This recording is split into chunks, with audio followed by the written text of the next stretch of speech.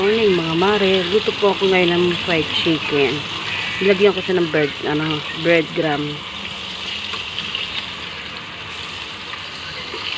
Medyo na to. Naugso na. Ay, mamaya na. Ayan.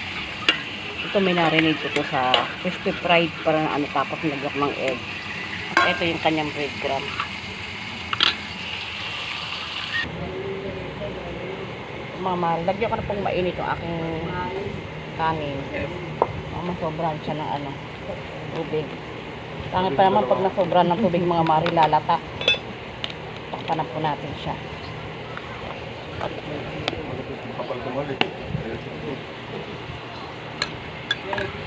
Mga mari. Tayo. Bye.